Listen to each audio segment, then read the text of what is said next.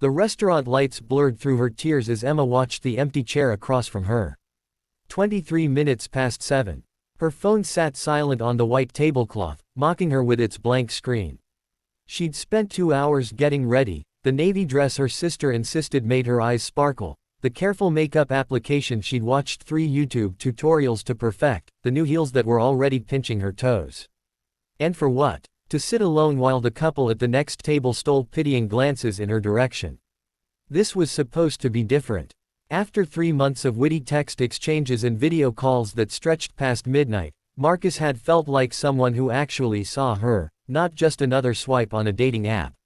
He'd asked about her childhood dreams of opening a bookstore. He'd remembered her mother's birthday. He'd made her laugh so hard during their last call that she'd snorted wine through her nose. But now, as the waiter approached with sympathetic eyes for the 3rd time, Emma realized she'd been a fool to believe this time would be any different. "Still waiting, miss." The young waiter's voice was gentle, but Emma caught the knowing look. She'd become that person, the one who gets stood up. The one people whisper about. "Just 5 more minutes," she managed, her voice barely steady. She wouldn't cry. Not here. Not in front of all these people living their perfect, uncomplicated lives. But as the clock struck 7:30, Emma reached for her purse. Enough was enough. She'd pay for the water she'd nervously sipped and leave with whatever dignity she had left. Her fingers fumbled with her wallet when she heard a commotion near the entrance. "Please, sir, you can't just," the hostess was saying. Emma looked up to see a man in a hospital gown stumbling through the restaurant door, one hand clutching an IV pole, the other pressing against his side. His face was pale, twisted with pain, and there was a fresh bandage wrapped around his left arm. But it was his eyes that made her heart stop, those warm brown eyes she'd stared at through her phone screen countless times. "Marcus." The word escaped her lips as a whisper. He lurched toward her table, nearly knocking over a wine glass on someone else's table. The entire restaurant had fallen silent, every diner frozen mid-bite, watching this bizarre scene unfold. "Emma." He gasped her name like a prayer. "I'm so sorry. I'm so sorry." She stood abruptly, her chair scraping against the floor. "What happened to you? Why should you even be out of bed?"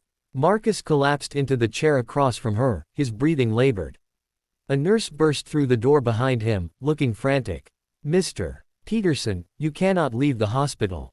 You just had surgery 3 hours ago." "I know," Marcus said, not taking his eyes off Emma. "But I had to come. I had to explain." Emma's mind reeled. "Surgery. 3 hours ago. Marcus, I don't understand." He reached across the table with his good hand, his fingers trembling. "I was on my way here. I was early, I was so excited to finally see you in person that I left 30 minutes early. But there was an accident on Highway 95. His voice cracked. This car had flipped over. There was a family inside. A mom, a dad, and 2 little kids in the back. Everyone was just driving past, and I could hear the children screaming."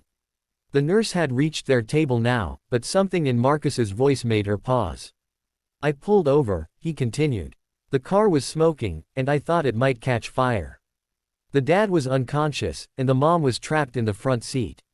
She kept screaming for someone to get her babies out."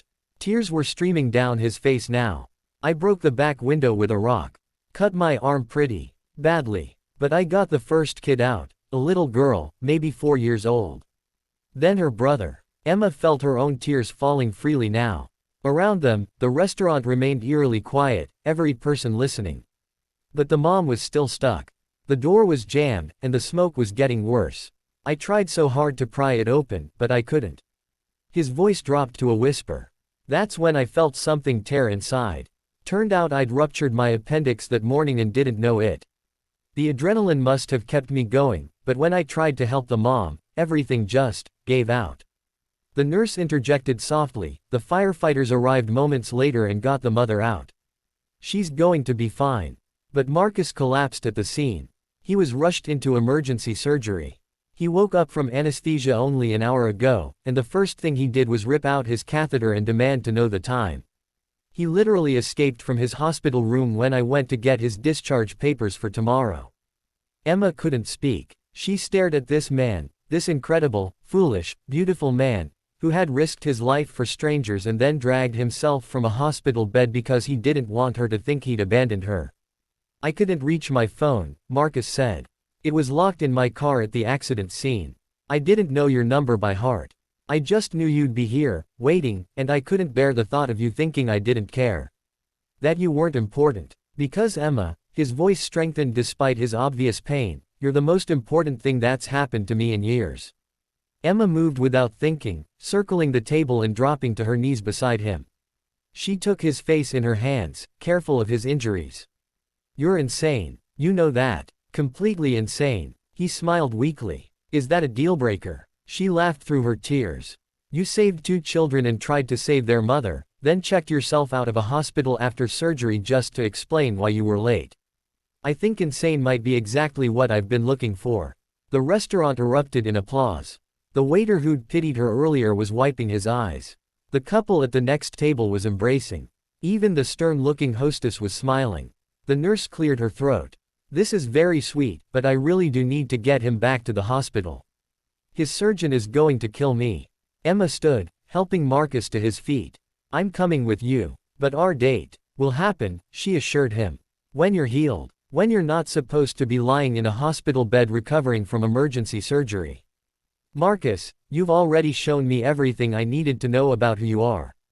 As they made their way slowly toward the exit, the manager approached. Your meals are on the house, he said. Whenever you come back. Both of you. An elderly woman at a corner table stood up as they passed. Young man, she called out, her voice quavering with emotion. My husband was a firefighter for 40 years. He would have been proud to know you. The world needs more people like you. More people began to stand, offering words of encouragement, blessing, gratitude. Someone started clapping again, and soon the entire restaurant was on its feet. In the ambulance on the way back to the hospital, because the nurse had wisely called for transport rather than risking Marcus's stitches on the walk back, Emma held his hand gently. The paramedic had given him something for the pain, and his eyes were growing heavy. I really wanted to impress you tonight, Marcus murmured. Had this whole plan. Flowers, good conversation, maybe walk by the river afterward. You did impress me, Emma said softly. Just not the way you planned. His eyes focused on her face. Will you really come visit me? You're not just saying that. Every day until they discharge you, she promised. And then I'm taking you on our proper first date. But Marcus, next time you want to impress me, maybe just show up on time. The heroic rescues are optional. He smiled, his eyes finally closing. Deal. As the ambulance pulled into the hospital bay, Emma realized something profound. She'd spent years swiping through profiles, going on disappointing dates, wondering if genuine goodness still existed in the world. She'd almost given up on finding someone who cared about more than themselves, someone whose first instinct was to help rather than to film and post. Tonight, she'd found him in the most unexpected way possible. Not through a perfect date or a romantic gesture, but through an act of selfless courage that revealed the true measure of his heart. 3 months later, when Emma visited Marcus's bookstore, the one they'd opened together in the space next to her own shop, she'd tell customers about their first date. About the man who literally couldn't stay away, even when he should have. About how the worst beginning became the most perfect start. And every time she told the story, she'd remember that sometimes the best things in life come from the moments that don't go according to plan. Sometimes, being stood up is the beginning of something extraordinary.